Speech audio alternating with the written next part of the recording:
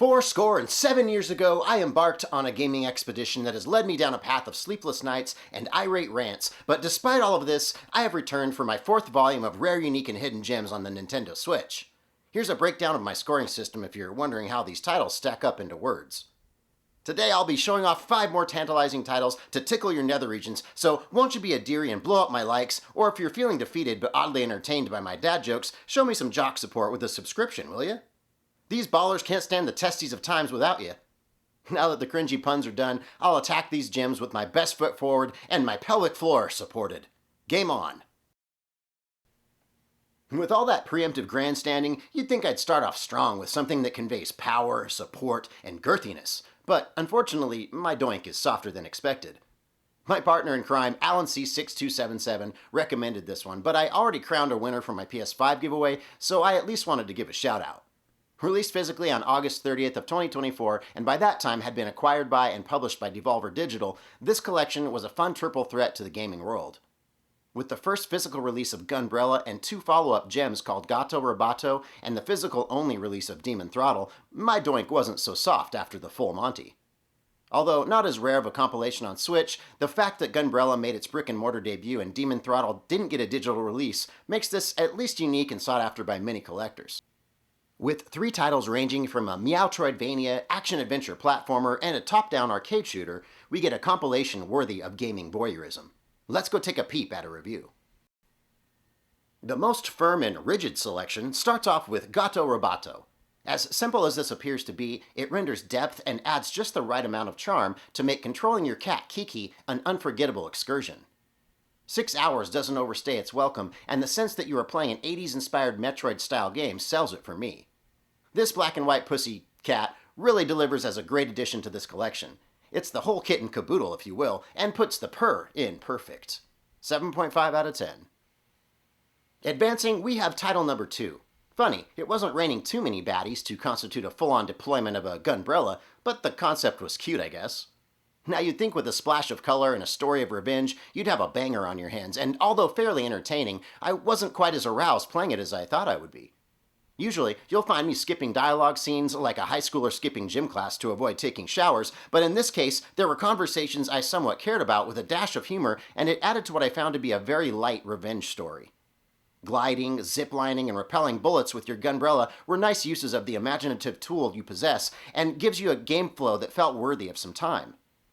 I'd say, if there's a chance of pain, this Gunbrella should keep your clothes dry of bloody injury. 7 out of 10. For our 3rd in this shoot-a-thon collection, we come to Throttle. Jumping over bullets and demon schlongs and taking names.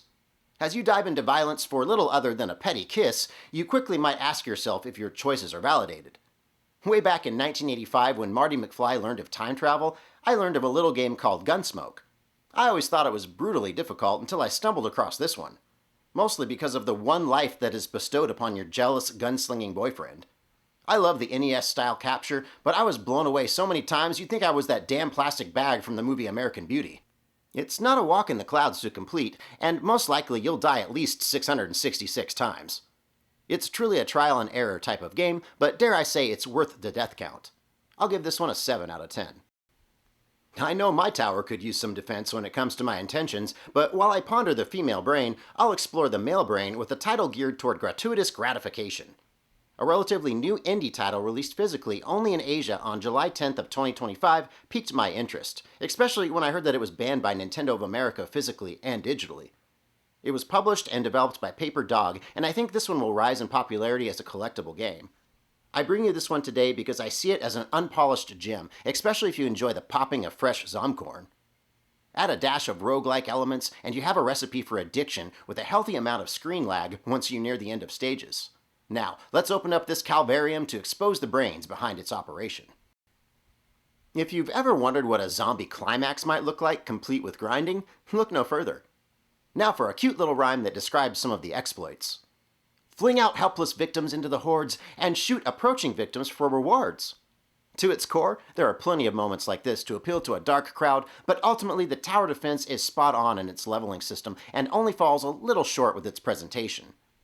On a more positive note, if you can even go there with this game, it does contain the DLC with this physical release, hence why I think it may be more collectible later.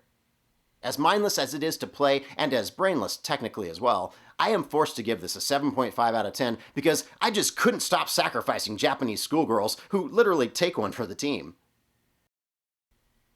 Dusting. The very action I had to take when I reached for this gem to play for all of you. We're talking about the action Metroidvania platformer with some drawn-out RPG characteristics that display hand-painted and drawn art. Before we get much further, yes, I opened it just to play for you, even though it brings in upwards of $180 new. But I'm a dedicated biatch, or maybe just stupid for not playing it digitally. But I'll be tarred and feathered before I review a game that isn't physical here. This one was published by Xbox Game Studios and developed by Humble Hearts with a slightly lower physical release, but what is impressive is that it was designed by one person, and the level of detail is astonishing. In October of 2018, these copies sold out as fast as you can say DOA, most likely because presentation was so well cared for, unlike the prior title. The cast was fully voiced, the musical score was award-worthy, and for once, there was non-linear elements that rewarded with exploration. Now, let's begin the side quest of review. I think what sold me fairly quickly was the dazzling art direction, especially on the Switch. I still can't believe I opened this, but now that we're here, let's give it the royal treatment. You control Dust, and a companion you just want to try and twirl around in your hand named Fidget, who looks like the bastard child of Tails from Sonic and a Disney gargoyle. He is the guardian of your magically endowed sword, and at the very least, Fidget casts balls of energy that add to your hit combos, so maybe not as stress-relieving as the spinner I wanted him to be. He does provide some usefulness and some good innuendos. You'll be engaged in combat frequently, but from each area point you visit, there are ample enemy variations that you can hack, parry, and slash through. Stats and materials used for synthesis are gained from the combat you partake in, or can be found in hidden chests. I've always said, what good is a chest if it's hidden? At least consider some cleavage. Don't worry, I'll pay for it in a roundabout way eventually anyway. I always do. But back to the game. There's enough content to keep you busy here for anywhere between 10 to 20 hours, so it really just becomes a question of, do I want to pay my car insurance this month, or be impressed by what one designer and the Switch can visually offer me? I'll go with the latter, and give this one a 7.5 out of 10. Going under. Be more specific. The table, the sheets, the sunroof, I mean, come on, help me out here. What it actually refers to is the basement. You ready for this? It's an action roguelike dungeon crawler beat-em-up, and it's oddly addictive, challenging, and entertaining to partake in. Released in the last quarter of 2021, we have a title developed by Aggro Crab and published by Team 17 Digital. You'll start as an intern working for a failed tech company named Fizzle as you make the best use of office supplies to fight for the position you seek to gain in the business. The floor plan changes with every new run, and the clever yet satirical suggestion of the double entendre title really sticks the landing for this hidden gem. Coincidentally, your boss is destined to be one of the cursed monsters you'll eventually encounter on the lower levels, so make sure you pick up that Gluck Gluck 3000 along your basement trekking to finish them off properly. All ladder crawling innuendos aside, let's start a review of this workplace violence. If you thought your job was taxing, try entering the underground world of Jackie Fiasco, a new intern who is commissioned to the most unfair initiation process of all time, complete with sarcasm. I found the controls a little jankified to get used to, which may have added to the difficulty for me personally, but it is worth the clock-in time because of the concealment of room layout and weapons variations behind each door. Stackable perks are freely granted at random points in a level, and power-ups can be purchased from the cha-ching you earn from fighting baddies. Picked up items will break frequently, but the quantity of makeshift weapons is plentiful, so it's all part of the fun. This game captures the corporate world in glorious parody, and although as frustrating as a 9 to 5, it offers a uniqueness that keeps you punching your adversaries and your time card in succession. I'll give this a 7.5 out of 10. Now, if any of you are wondering why it took me so long to release this volume, it's because I went through roughly 9 different games to find you the best this volume has to offer. Released in the first quarter of 2021, we received an absolute gem that ground its way to number 1 on my list of games today. Developed and published by Capybara Games, Grindstone is a casual arcade-style puzzler with loads of over-the-top screams and groans to confuse the random neighbor that walks by your house. They'll think you hit the jackpot in the classified ads when they hear the level of screaming coming from your bedroom. They won't be far off, because you'll feel unworthy to the level of action and satisfaction you've been bestowed as you mine the grindstones through strings of creep decimation. There are over 250 levels to best, along with bosses and crafting from the raw materials you pick up, so flex those He-Man Faker-style muscles and prepare those pink nips for some sloppy frothing at the mouth butchery. Let's review. Originating on Apple Arcade, I have found the new Bejeweled mixed with Dr. Robotnik, Dr. Mario, and maybe a little Tetris also. Only I fell a little bit harder for this one. Where this game excels in is its learning-based pacing. The enemy types, objectives, and puzzle solving are a perfect blend of gaming that I long for in my personally owned titles. With light RPG elements, pattern-based maneuvering, and well-placed item usage, you'll feel like Brett from Pulp Fiction after Jules compliments his big brain. Take heed, for your next move may compromise you if you lose focus. I fell victim to that multiple times, but it always forced me to reassess, and that led me to dopamine-laced victory more often. All of the obvious standouts considered, you also have a hand-drawn cartoon aesthetic that appeals to the Saturday morning cartoon kid in you.